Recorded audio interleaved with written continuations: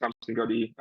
I'm the co-founder for the Open Source Community Africa and the director of community relations at SourceGraph. So basically, um, I internally we call ourselves community relations because SourceGraph is a developers focused company, but that basically just means DevRel.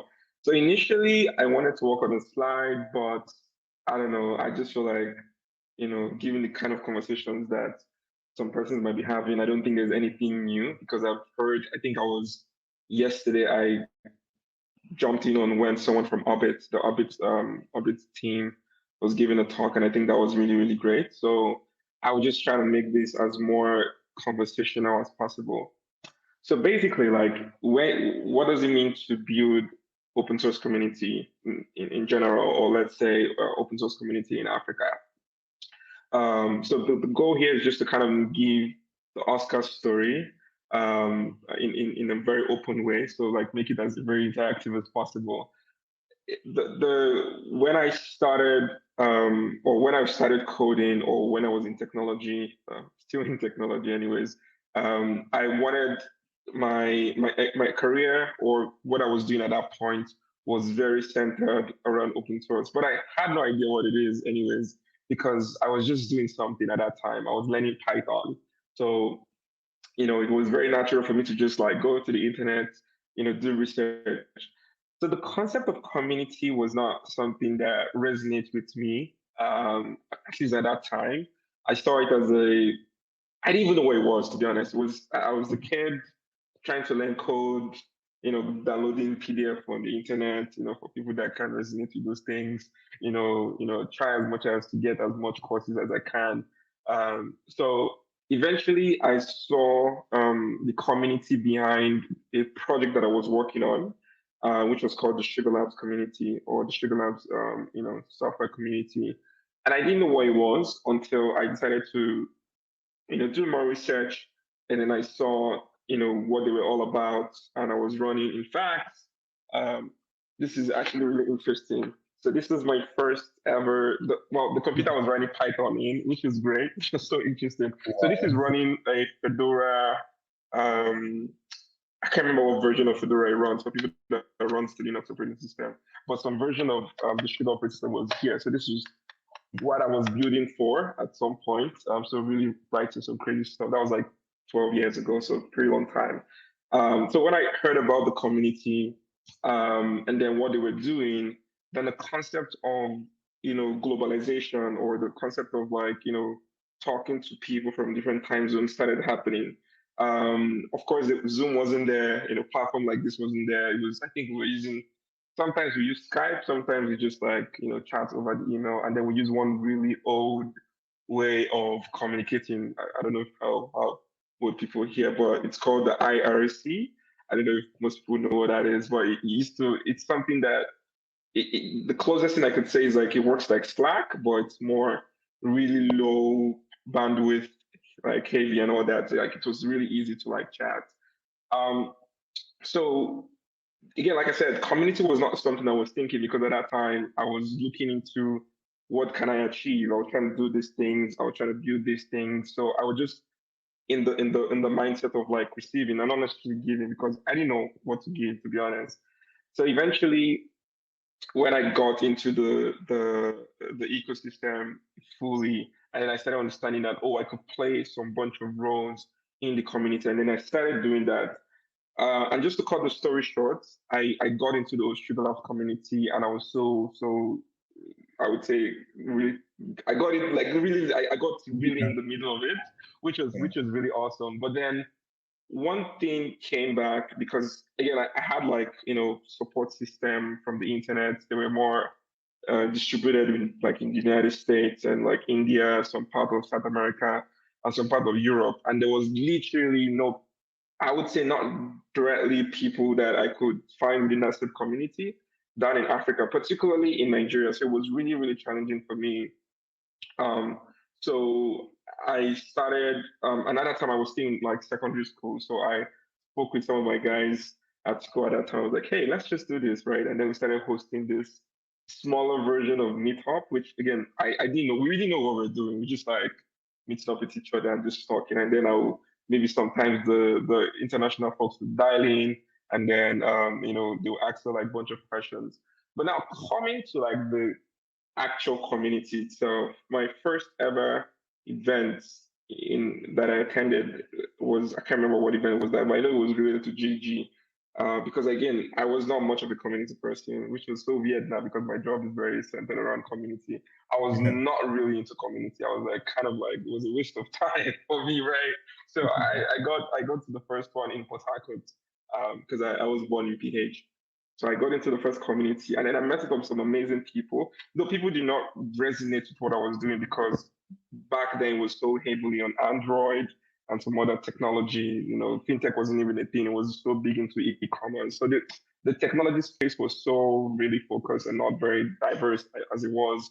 So I was kind of in my shell and just like doing what I was doing. But then when I saw the importance of the community was when I was working on a project that requires some human capital in Nigeria. So I was like, okay, so what do I do here? So I wrote down what I was trying to achieve, and then I met with some couple people in Nigeria. I think like two in Lagos, two in I think Delta, one in Uyo, I think two in the north. I can't remember, was it Kaduna? And then one in Port Harcourt. No, actually four in Port Harcourt. So we're trying to translate local Nigerian language into an entire operating system. So kind of imagine your Windows or your Mac operating system, but like actually localized for Pidgin, Igbo, Hausa, and Yoruba. So that was like really massive project we were building. And then we started meeting up, working on some milestone, and then the vibe was just there. And then I started loving the human capitalness, talking to people in person, and then just over Zoom or email that I've been doing for years. And then when I was done with that project, I was working on a global project called, maybe some of you might know it, called the Google Summer of Code. So I had someone that I was mentoring from India, and then I think at the end of the program, I got invited by Google to come over to Mountain View. So that was kind of like where everything sort of started, especially with Oscar. So when I traveled to the US for the first time, and of course met with the people that I've been working with for like years and meeting them for the first time, I kind of felt alone, not because of race. I'm not into, everyone must be, all black people must code, that kind of, movement. I mean, I'm not against it, but I'm not so pro into it because I think people have the ability to do whatever they want to do. But I felt like it could be better, right? That was just what's in my head. I was like, I shouldn't be the only one coming from Africa, or I shouldn't be the one out of two people representing Africa. And it was a place of like close to 500 people, which was crazy. So then what then happened was, after everything that happened in Mountain View, I was like, hey, I want more people to come to these events. And the Google open source team was like, oh, you should go down to Africa and like try to do some stuff. I was like, okay, great. I came back to Nigeria, and then I started chatting with Ada Oluka, who some of you might know from She Code Africa, and also my co-founder. And then interestingly, she was thinking along those lines because she has been, within the GDG space, and we're like, okay, let's just build a community centered around open source. I mean, we can collaborate with other communities, not trying to build something different, but something that would incorporate like, or sort of like be in the middle and can work with any existing community. And that's where Oscar was born. So officially, Oscar by mouth to mouth was late 2017, and then we did our first ever event in early 2018, when Ada came over to Port Harcourt. We did, I think, the first ever event we did was in which River State University, which was called River State Science and Technology at some point, and then eventually we started building from there. Now, the interesting thing about like community building in Africa, the reason I shared this story and not trying to use this slide is more on getting people that think basically have the same interests. That's the most important thing about communities. So the first thing you need to do is figure out who has the same, not exactly the same vision, but somewhere around what you're thinking, and then collaborate with those people. That was like my first version of the founding members, right? They were having shared vision, from design to documentation to engineering to a lot of things. And then from there, we started building around what we want to envision this community, and because it's going to obviously grow beyond myself and the rest of the team. So we started thinking about things like code of conduct, governance, the things that would get people, external people in, and then but then they would be in a road in a kind of a governance, um, you know, um, um, situation where they would definitely have to follow. So, and of course, with things like code of conduct, which is not very, very, very, very standard in this part of the world, especially when we started, it was kind of it was so interesting to enforce code of conduct because sometimes some persons might come into the chat channel because we're using I think we're using one platform. I can't remember the name before we moved over to Discord. We were using one platform and people would just randomly come and try to like talk something up about the community, and it was so crazy to kind of create. And let me see if I can just quickly share my screen on like how Oscar is centered. 1 second.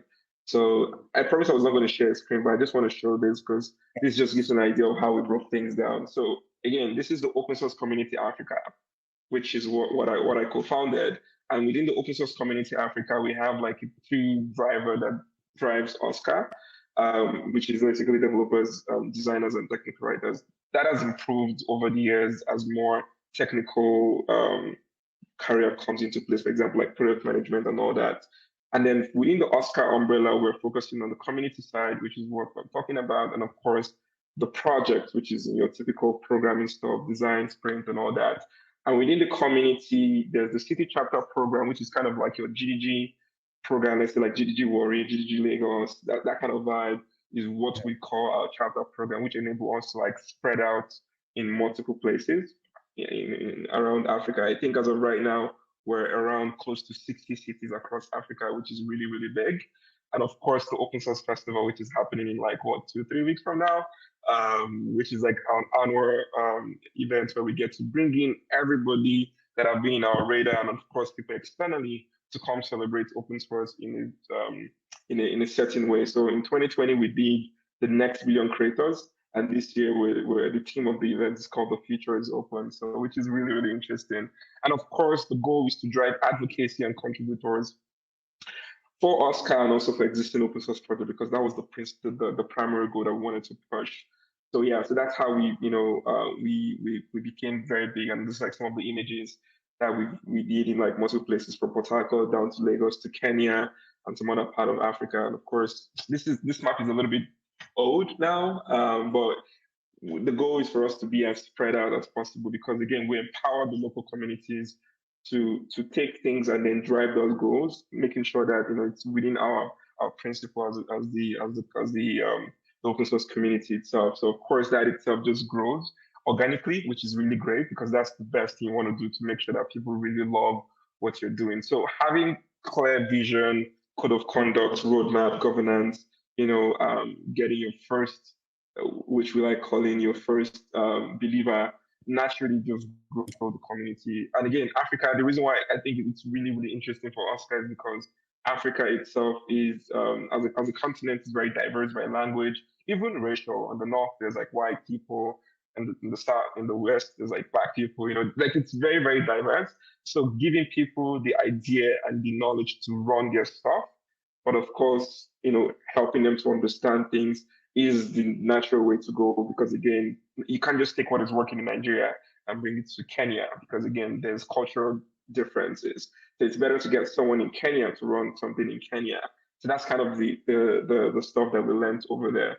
So yeah, so that's kind of like again, I try to make this as really short as possible and make it so simple as possible. So that's kind of like what it looked like building a community in Africa centered around the open source community in Africa. So I don't know if I've been talking really long, but yeah, I think I would pause there. Awesome. Thank you so much, Samson. That was mind blowing. I must say that was mind blowing. You've been as this you've been this icon of open source in Africa, in Nigeria as a whole, and listening to your story and everyone listening here, I believe we now have a more in-depth view and more personal view on open source community and how Oscar came into being and how we can build Oscar Africa, which is super amazing. If I may rephrase, some of the points I picked out were, connecting with like minds, right? Connecting with people who has the same vision as you, as connecting with people who are interested in open source, right? That's one of the key on building an open source community, which is very, very amazing. And next one I picked out was giving people power, more of decentralization, right? I Yeah. think that, yeah, so that's one key stuff. And Community Leads Africa, I believe that's one of our goal, and that's what we're pushing on. Giving everyone the ability that I want to do. I'm a community, yeah. I just need this stuff, And it's Oscar grew in our eyes, right? We have Oscar Port Harcourt, we have Oscar Lagos, we have Oscar Kaduna, and just everywhere. And it's super amazing, super amazing. Thank you for sharing your stuff. And I have some questions, but before that, if I would give it to the audience, if they have any questions for you, if they have anything they want to say, please, you can come in your chat section and drop your questions for Samson before I bombard him with my own questions. Yes. Okay. Questions will be coming in very soon. Yeah, I think if there's no question, I would go first, and maybe if questions drop in. And yes, Samson, thank you once again. Thank you once again. I'm from Nigeria. I'm from Delta State. We're currently based in Port Harcourt, and I'll be moving on to Lagos for a title design conference coming up in May. So as a Nigerian, we have this view that if I put my sweat into something, you cannot just come and collect it and say you want to use it. You have to pay for it, or you have to, we have to exchange for something, right? And I believe open source is more of giving than it's receiving, right? Open source is more of, okay, if please let me know if I'm correct. Open source is put it out there and people come in and gain value from what is created, right? So my question would be, how can I make money if anybody from code, if anybody can use my code and there's no fees attached to it, there's no condition attached to it. So how will I make money from using open source tools or from an open source project? Yeah, that's a very interesting question. I'll put it that way. So one just to give a concept, I'll try to use I'll try to use Android an example.